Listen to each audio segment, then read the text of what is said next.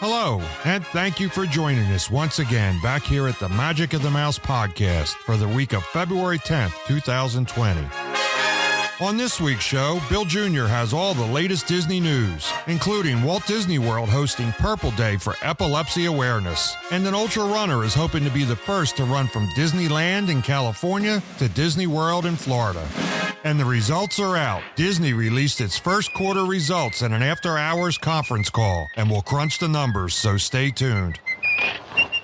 Please stand clear of the doors. Por favor, manténganse alejado de las puertas. Ladies and gentlemen, we are approaching our station at the entrance to Main Street, USA, gateway to the 7 theme lands of the Magic Kingdom. Hi gang, it's me Tinkerbell, and I'm back from Neverland.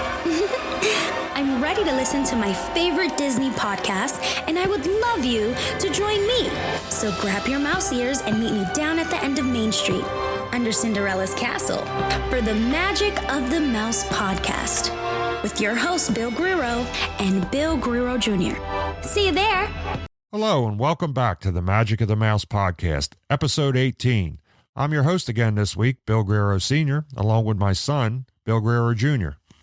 Thanks for joining us again, everyone. A lot of exciting stuff coming up again this week, so stay tuned.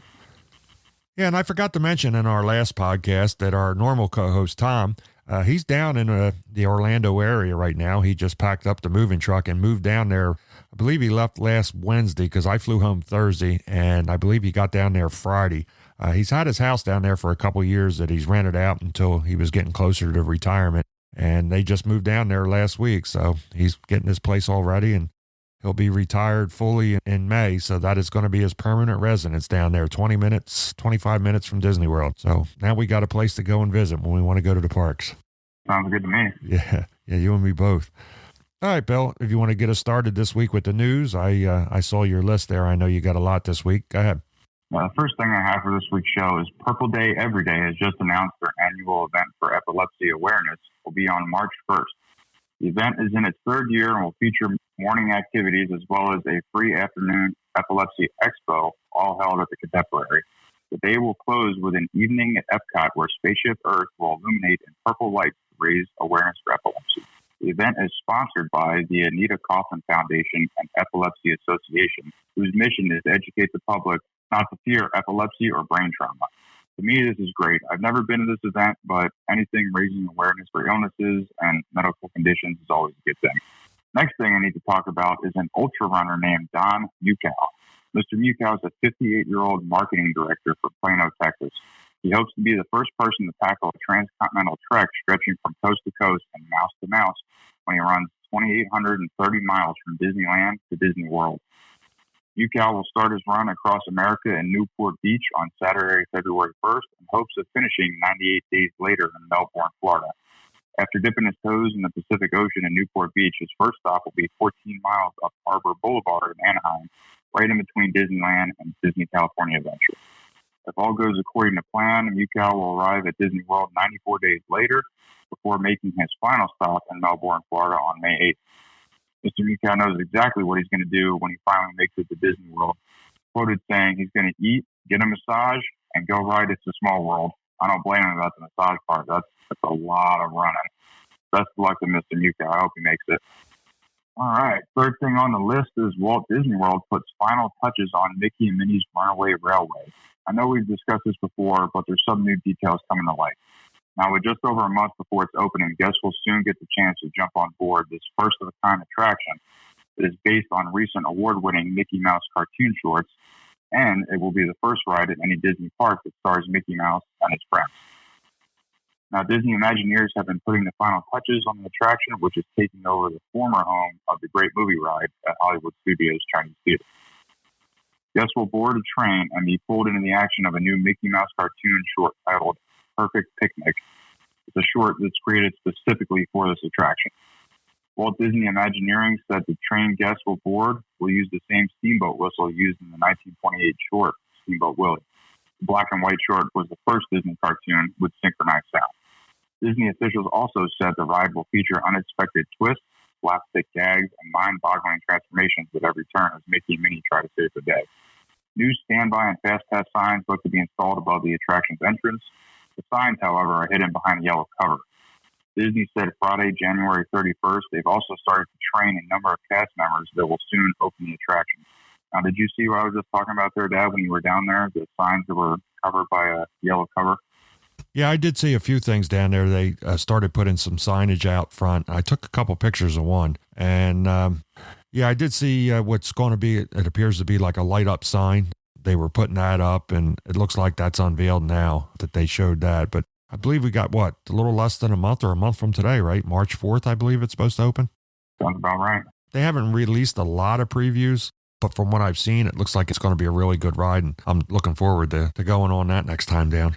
Everything I've seen about the queue, it's basically going to be more nostalgia as you're waiting to get on the ride, which is already nostalgic. So that's one of the things that I like about Hollywood Studios and that part of the park is that they keep that tradition of where everything started. Like, I like the old shorts, I like Steamboat Willie and how Mickey has dressed throughout this like crazy ride that they've had. And it's really cool. I want to see what it looks like when it comes out. I'm curious to see what it looks like on the inside, how much of the original that they kept from the past ride in there, where they had the queue where you zigzag through with the big screen. Now, I think I've seen things where they're going to keep that's still going to be there. So I would imagine they'll be playing, Mickey movies or whatever. And it looks like it's going to be similar, but it's all been redecorated inside, and it should be interesting. It looks like it's really going to be a good ride, and I'm looking forward to this one. Yeah, from what I've seen, they are keeping that big screen, and they're going to be playing, Mickey shorts as you wait in the queue. And they're also going to have like motion posters, basically. So it's meant to look like a movie poster, but it's an animated screen, and it's going to show different drawings and parts of the animation process throughout, when Mickey was first, being created as Steamboat Willie to how he progressed later on. And it looks really neat. I can't wait to see the first people that go inside there and take video of it and post it on YouTube. Yeah, I'm liking what they're doing now with all the rides that they've been creating lately. It seems like they're making the queue actually to be a little bit as a part of the ride rather than just waiting in line to get on the ride. They kind of immerse you a little bit in it while you're waiting. And the last couple rides, I haven't been on the Rise of the Resistance yet, but evidently the queue of that ride is, some people say, just as good as the ride itself. So I'm glad that they're making strides in that and doing things like that for the future rides that, that they're coming out with. Yeah, just to see where they've come from, Expedition Everest. I mean, that queue when that first came out, that was amazing because it felt like you were walking through a village at the base of the Himalayas. But now what they're trying to do is, there's sometimes 2 to 2.5 hour waits in these lines, and they're trying to make it interactive so you have something that grabs your attention even more than just trying to get you in the feel of where you're at. And it's a great idea, and they're just adding to the magnificence of the ride. Next up on my list is February's featured artist at Wonderground Gallery in downtown Disney District at Disneyland Resort. February features the sweetest of art and your opportunity to meet the artist in Wonderground Gallery in the downtown Disney District at the Disneyland Resort.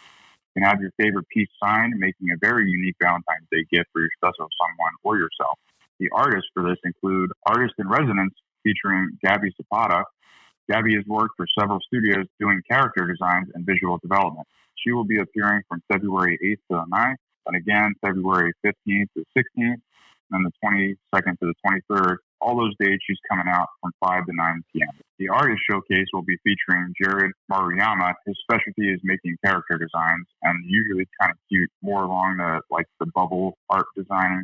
He's going to be appearing on February 14th from 6 to 8, so it's only a one night, 2-hour appearance. And finally, the featured artisan of the month is going to be Brittany Lee. She is well known for her work on Frozen and Zootopia. She's coming to the park February 22nd and 23rd from 1 to 4 p.m. That'd be really cool to go see her if you're in the Anaheim area, February 22nd or 23rd. And for my final article of the show, this summer, ESPN Wide World of Sports Complex will host the 2020 Walt Disney World EGF High School National Championship. This is in collaboration with the Electronic Gaming Federation. This will be the first high school esports event at Walt Disney World Resort, bringing in the top competitors to the sports complex. This will be taking place June 12th to the 14th at the arena at the Wide World of Sports Complex. The 2020 Walt Disney World EGF High School National Championship will bring together top talent across the United States who have excelled at the regional level to compete for the title of national champion. This year's event will feature teams vying for the championship spot for the following games. Overwatch, where 8 teams will be competing.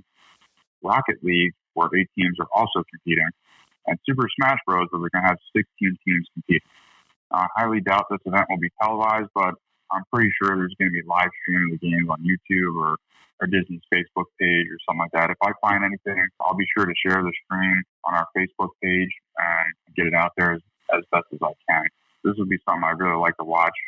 I'm kind of getting more into watching people, be competitive at gaming, and it gets really intense. And this is pretty neat, something that they're doing down at Disney now, is getting that aspect of the sports world, because it realistically is becoming a sport, gaming.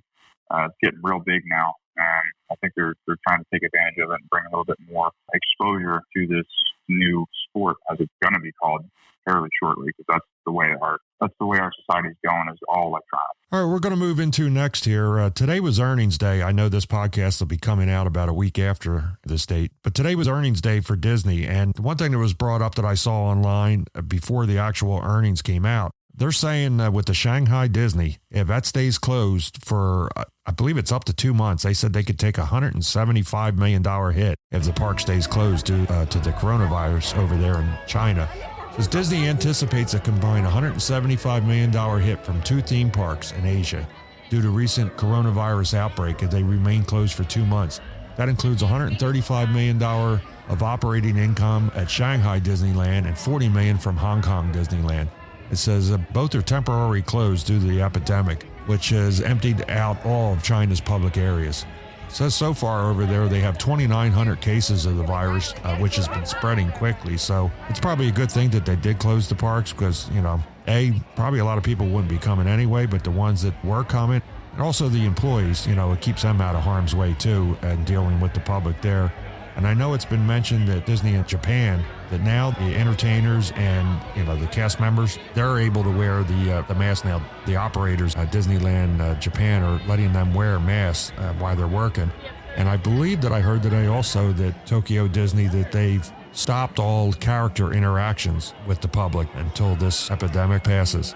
Yeah, I know it's a lot of money, and the stockholders are going to be pissed, but you can't mess around with this type of thing. Like viruses like that can turn lethal at a moment's notice. All it takes is for it to evolve just one little bit, and it's just going to start spreading like a wildfire, and it can become very lethal. So you can't take any chances with that, and I think they're making the right calls here. You got to go over your employees and safety of the public over making a buck. So I 100% agree with all the decisions they're making. Real quick, before we go on to the next thing, I literally just found this. And if I found this earlier today or yesterday, it would have been on last week's show. But it just got released. Disney sets streaming release plan for The Mandalorian Season 2, Falcon and the Winter Soldier, and more. All right, so I'm going to open this article real quick by Deadline.com.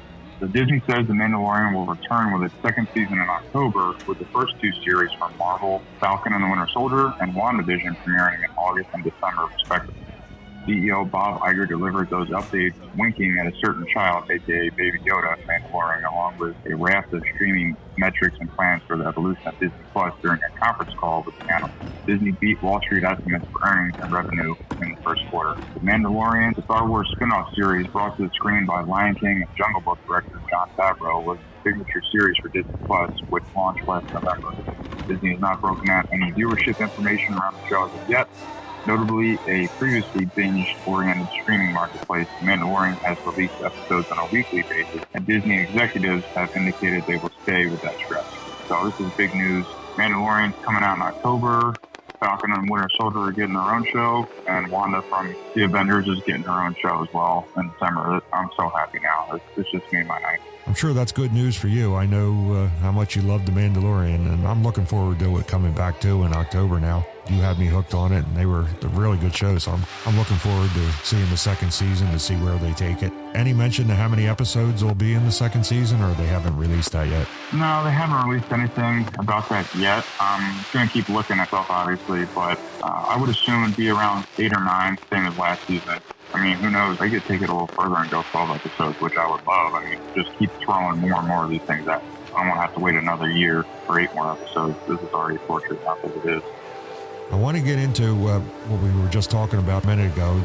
Stock earnings reports were given today on February 4th, and Disney beat their earnings expectations. There's no surprise there, I guess, with this last quarter, with all the movies that they had topping the $1 billion for the year. But it says that Disney beat the top and bottom lines in its fiscal first quarter results on Thursday. The company said Disney Plus now has 26.5 million subscribers, up from the 10 million signups it reported after the service launched in November. Disney also expects second quarter operating income to take a hit from the recent coronavirus outbreak over in China, but their earnings per share, they were up $1.53 per share versus expected of $1.44, so they were higher there, and their revenue for this quarter was up to $20.86 billion, and the estimated was supposed to be $20.79. So they definitely topped expectations, so I'm sure you're going to wind up seeing in the next day or so a bump in the Disney stock prices. The results mark Disney's first earning report, like I said, since the launch of the streaming service in November. CEO Bob Iger said the company's earnings call on Monday that the number had climbed to 28.6 million subscribers for the Disney Plus. Disney said the average monthly revenue per paid Disney user was $5.56. So definitely going over the top from any expectations that they had at the launch of Disney Plus. And things we read along the way, that's not really a surprise.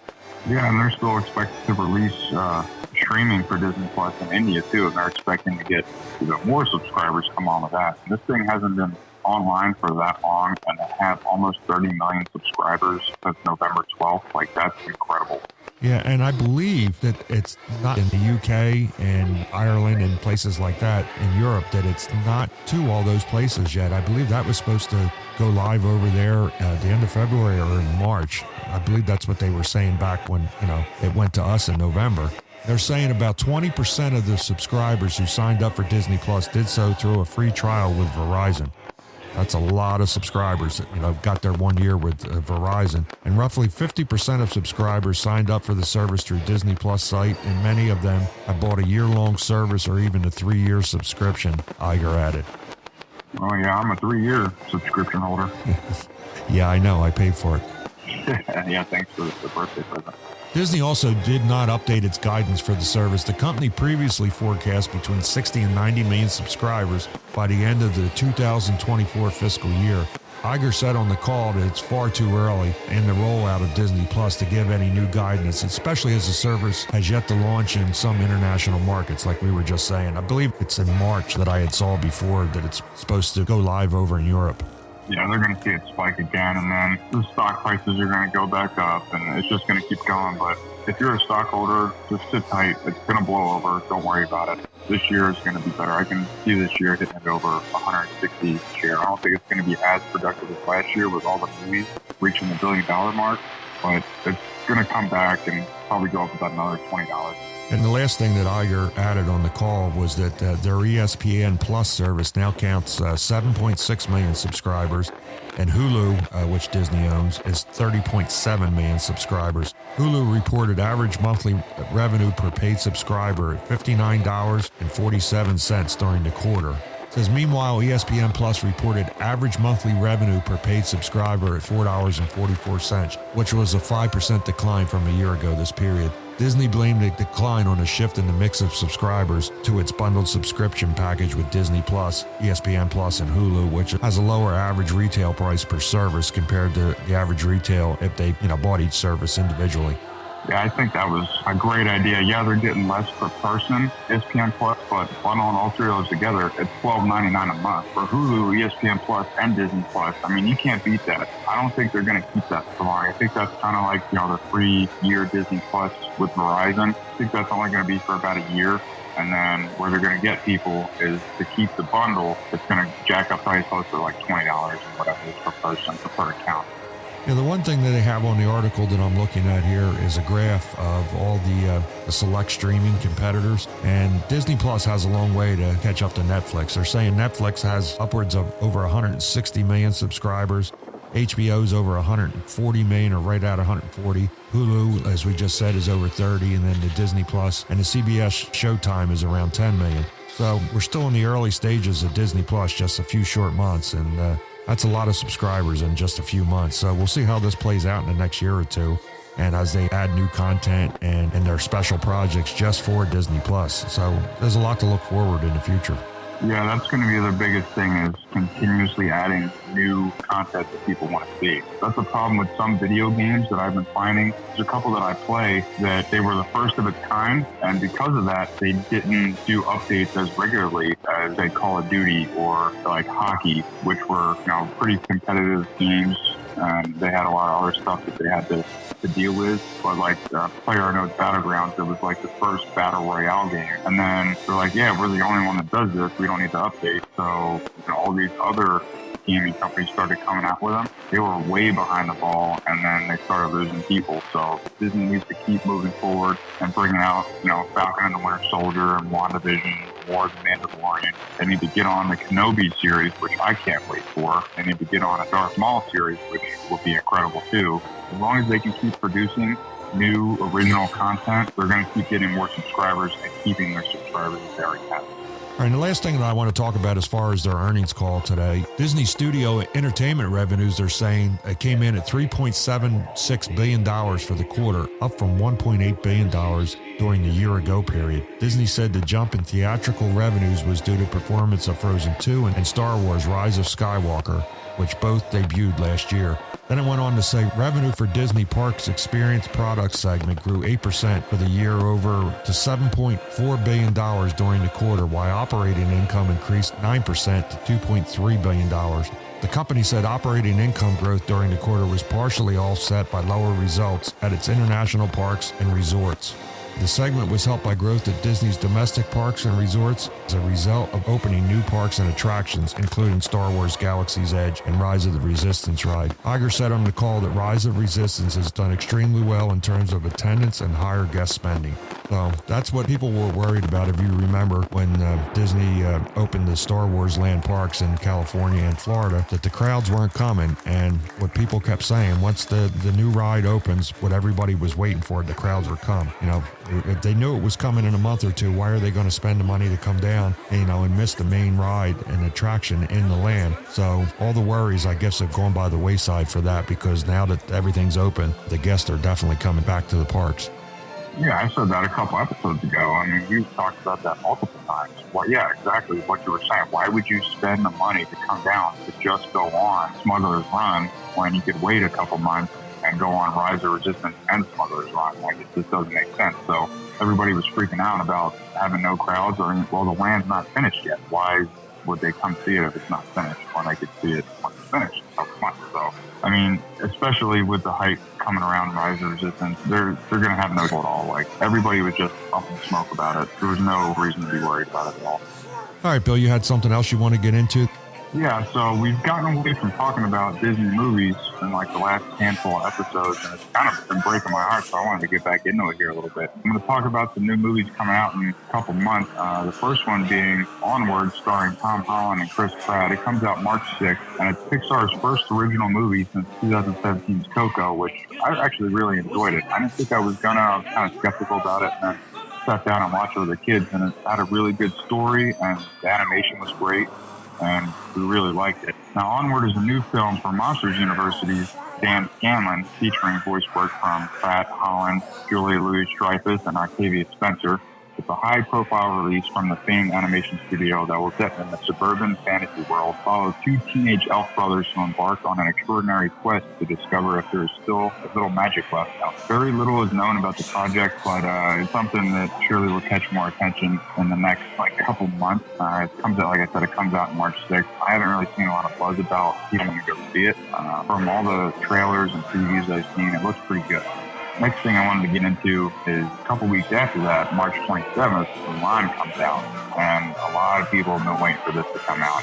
All the trailers look incredible, and we've been waiting for a live action version of this for a long time. Yeah, Bill, I don't know if you caught the commercial during the Super Bowl. They had one of the trailers for Mulan coming out, and that looks like it's really going to be a good movie. I'm looking forward to that. Yeah, from all the different official trailers I've seen, it looks like they keep the same exact storyline, but they make it a little bit more realistic to how it would actually work in real life. Like, of course, you're not going to have like a little dragon with Eddie Murphy's voice following around, but they make it like as realistic as possible while sticking to the same exact message as the first one.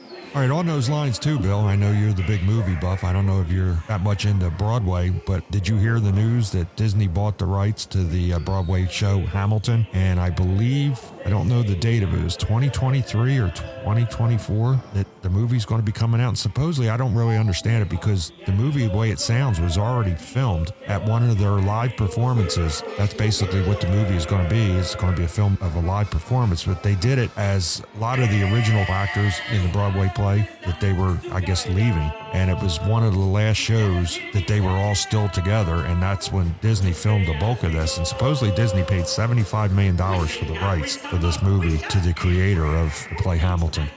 Yeah, I saw something about that. I didn't read into it too much because I'm not a huge Broadway or stage kind of guy, but I'm going to look into it. And from what I'm already seeing about it, it's a big deal. So I'm probably going to end up seeing it when it comes out.